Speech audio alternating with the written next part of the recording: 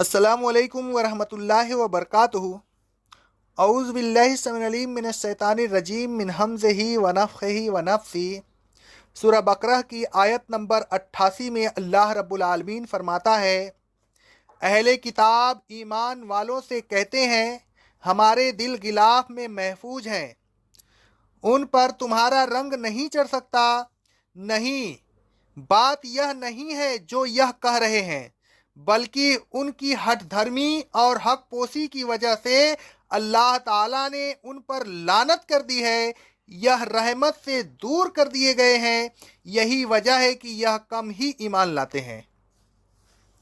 अहले किताब को जब नसीहत की जाती और ईमान लाने के लिए कहा जाता तो वह मोमिनीन से साफ साफ कह दिया करते थे कि हमारे दिल गिलाफों में महफूज व मामून हैं, हम तुम्हारी बातों से मुतासिर नहीं हो सकते।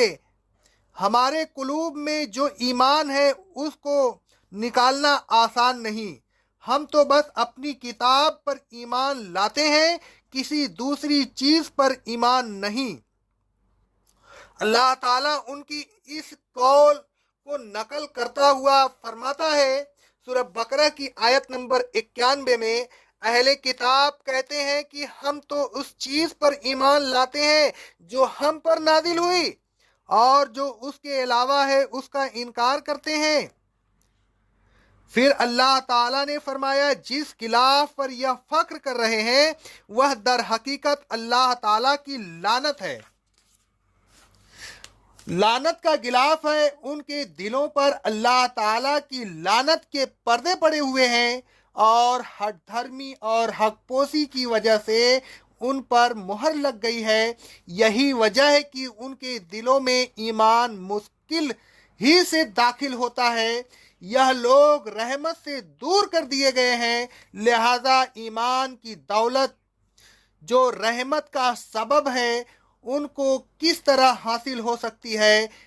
इसी मजमून को अल्लाह ताला ने एक और जगह इस तरह बयान फरमाता है, सूरह निसा की आयत नंबर 155 में, अल्लाह ने अहले किताब पर उनकी अहद को तोड़ देने, अल्लाह की आयत के साथ कुफ्र करने या उनको छुपाने और अंबिया अलैहिस्सलाम को नाहक कत्ल करने की वजह से और उनके इस कहने के सबब कि हमारे दिल गिलाफ में है, लानत कर दी है। उनके दिल गिलाफ में नहीं है, बल्कि अल्लाह ताला ने उनके कुफ्र और हक पोसी के बाइस उनके दिलों पर मुहर लगा दी है।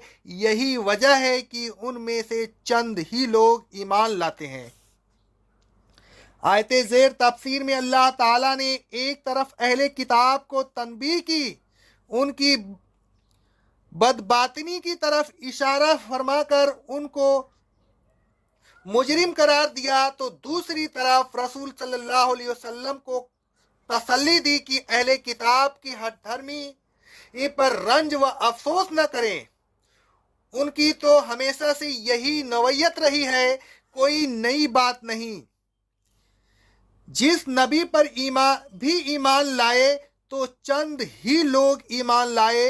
पहले भी उनकी अक्सरियत ने ईमान कबूल नहीं किया, किसी नबी को झुठला दिया और किसी को कत्ल कर दिया, लिहाजा उनसे ईमान की तवक्का रखना बेसूद है। ऐ लोगों, बनी इसराइल की आदतों से बचिए, हक बात को न छुपाइए, हक को जाहिर कीजिए और उसकी इशाअत कीजिए। हक के रास्ता में फिरका बंदी और इस्लाफ की मोहब्बत को न आने दीजिए। इस्लाफ की मोहब्बत दर हकीकत यही है कि हक के मुकाबला में उनकी बात तस्लीम न कीजिए, हठ धर्मी न किया कीजिए। जो बात हक हो उसे तस्लीम कर लिया कीजिए। अपनी बरतरी के ख्याल से हक को न ठुकराइए। अपनी गलती पर फक्र न कीजिए। अपनी जलालत की मदाफात न कीजिए। रसूलुल्लाह सल्लल्लाहु अलैहि वसल्लम फरमाते हैं, सही मुस्लिम की हदीस है, वह आदमी जन्नत में दाखिल नहीं होगा जिसके दिल में जर्रह बराबर भी तकब्बुर हो। ایک شخص نے کہا اے اللہ کے رسول صلی اللہ علیہ وسلم، بے شک آدمی اس بات کو پسند کرتا ہے کہ اس کے کپڑے اچھے ہوں، اس کی جوتی اچھی ہو، کیا اچھی چیز کو پسند کرنا بھی تکبر میں داخل ہے؟ رسول اللہ صلی اللہ علیہ وسلم میں جواب میں فرمایا، بے شک اللہ خوبصورت ہے، خوبصورتی کو پسند کرتا ہے۔ تکبر یہ نہیں کہ تکبر تو یہ ہے کہ حق کو تسلیم نہ کرے اور لوگوں کو حقیر سمجھے۔ حق کو تسلیم نہ کرنا تکبر ہے، اور تکبر جس شخص میں ہو وہ جنت میں داخل نہ ہوگا۔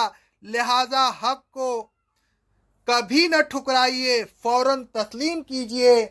اللہ رب العالمین ہم تمام مسلمین کو حق کو تسلیم کرنے کی توفیق عطا فرمائے اور برائیوں سے بچنے کی توفیق عطا فرمائیے، اور ہمیں جو ہے حق بات کہنے کی توفیق عطا فرمائے۔ اقول قولی ھذا، استغفر اللہ استغفر اللہ استغفر اللہ۔